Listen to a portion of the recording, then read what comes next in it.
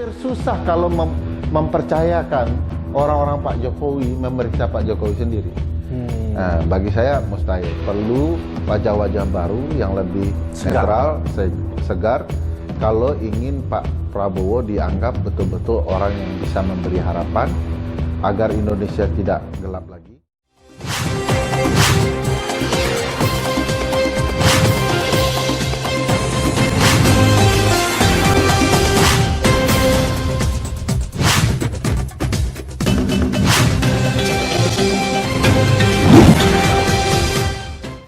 Assalamualaikum warahmatullahi wabarakatuh. Selamat berjumpa kembali dengan saya Buni Yani yang akan membacakan satu berita untuk Jurnal KBA.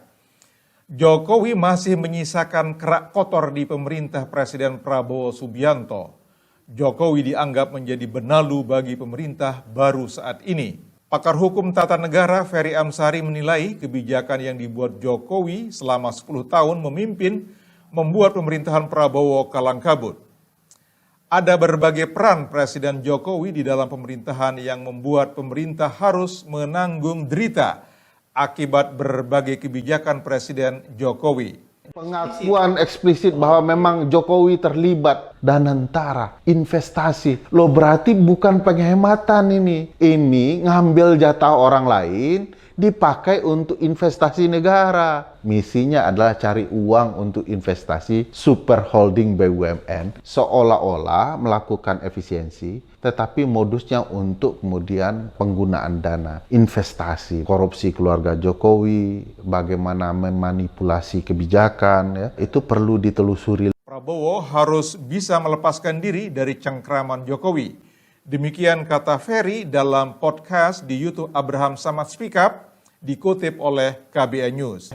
Ferry melihat kebijakan Jokowi yang membentuk proyek strategis nasional atau PSN menjadi biang kerok kekisruhan saat ini. Ia mencontohkan proyek Ibu Kota Nusantara atau IKN yang dinilai gagal namun menghabiskan banyak anggaran. Ia mengatakan Jokowi gagal membangun IKN meski sudah menggelontorkan dana yang besar.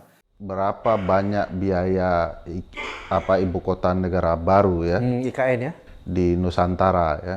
Saya tidak melihat keberhasilan apapun dengan proyek triliunan itu. Oke.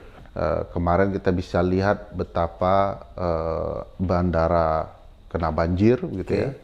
Tidak ada perkembangan signifikan terhadap rencana-rencana itu, sehingga mencekik anggaran kita. Juga ada berbagai proyek strategis nasional lainnya yang kontroversial, yang memperlihatkan berbagai pola yang menurut saya sama. Hal ini memaksa Prabowo melakukan defisit anggaran lewat program efisiensi. Ferry tidak melihat keberhasilan apapun di proyek triliunan rupiah itu. Publik bisa melihat bandara terendam banjir. Tidak ada perkembangan signifikan pada proyek-proyek itu sehingga mencekik anggaran negara. Ferry mengatakan itulah yang membuat pemerintahan Prabowo mengalami musibah dan diserang oleh rakyat. Prabowo saat ini diduga tengah kebingungan bagaimana mengatasi persoalan negara di awal kepemimpinannya.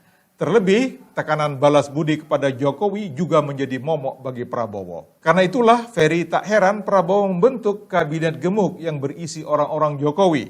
Menurut Ferry, langkah Prabowo yang membentuk kabinet gemuk juga menambah beban keuangan negara yang sudah habis dibabat oleh Jokowi untuk proyek IKN.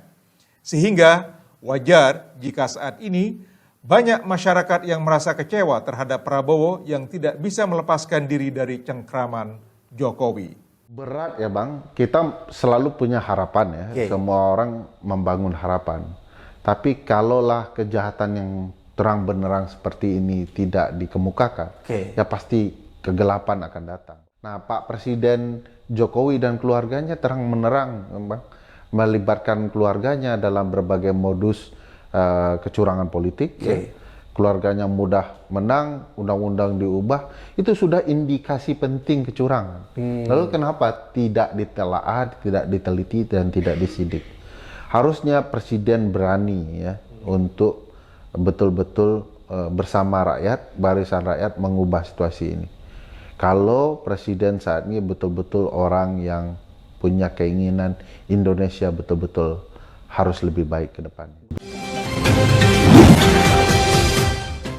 Tonton terus Jurnal KBA, jangan lewatkan hanya di KBA News. Demikian satu berita untuk KBA News kali ini dan sampai jumpa pada kesempatan mendatang.